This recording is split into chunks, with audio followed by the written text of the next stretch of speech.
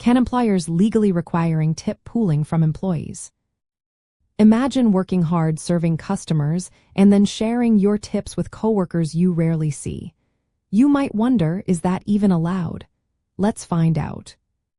Tip pooling is when employees combine their tips and then share them based on a set plan.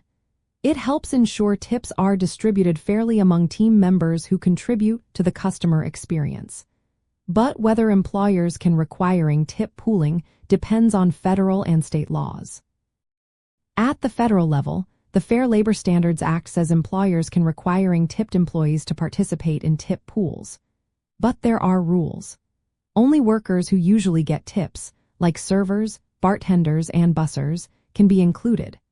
Employees who don't usually receive tips, like cooks or dishwashers, can only be part of the pool if the employer pays at least the full federal minimum wage and does not take a tip credit.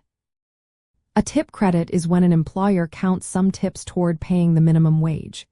If they take a tip credit, only tipped employees can be in the tip pool. If the employer pays the full minimum wage without using a tip credit, more employees can be included, but managers and supervisors are still not allowed to share in the tips. State laws can add more rules. For example, in California, tip pooling is allowed but must be fair and reasonable. Only employees involved in the customer service process, like servers, bussers, and bartenders, can share tips.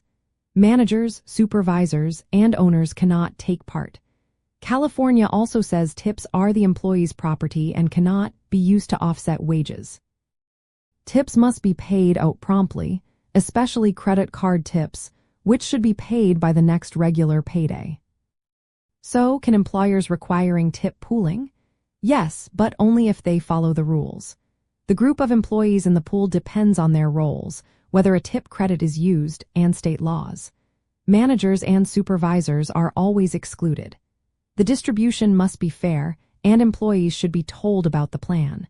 Tips cannot be used to meet minimum wage requirements in states like California. Employees who think their tips are being mishandled can file complaints with state labor agencies. Employers should clearly explain their tip pooling policies, keep accurate records, and pay tips on time. Employees should check their pay stubs and tip amounts regularly. Knowing these rules helps everyone stay fair and avoid disputes.